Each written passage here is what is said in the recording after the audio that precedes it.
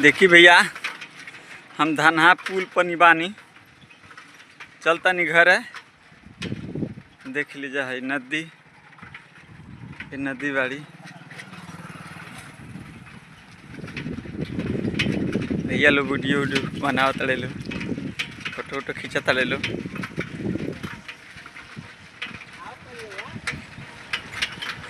बालू बैठल वालो नदी देखता लो गंगा जी के।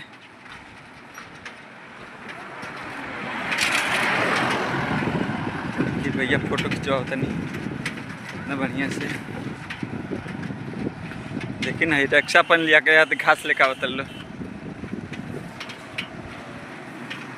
आगे देखिए भैया लोग वीडियो शायद बनाओ तो का दिन जाता घर है।